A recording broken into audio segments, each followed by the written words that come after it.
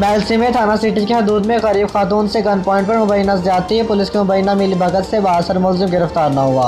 मुतासरा खातून का वज़ीर आला पंजाब से नोटिस लेने का मुतालबा। मैलसी में हरीपुरा की रिहायशी 38 साल खातून अजरा बीबी घर में 2 छोटे बच्चों के साथ मौजूद थी कि उस दौरान मुलजिम अहमद दीवार फैलाकर घर में घुस आया और गन पॉइंट पर खातून के साथ ज्यादती की।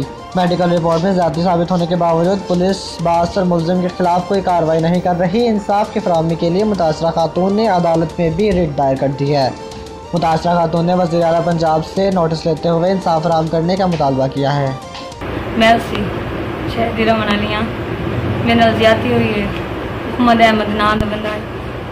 मैं दोपहर में अपने घर बैठी हूँ, बच्चा ना लूँ आज मेरा ज्यादती की थी गन पॉइंट।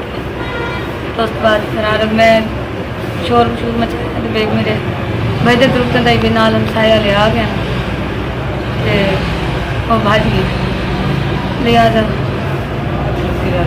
वज़ीर आला पंजाब तो मेरी खास है कि मेरा इंसाफ किया जाए। पुलिस के बारे में सुनो, थाने भी गए हैं, मेडिकल भी होए लेकिन सारी कोई नहीं सुन रहा। लिहाजा वज़ीर आला पंजाब तो दरखास्त ताउन किया जाए।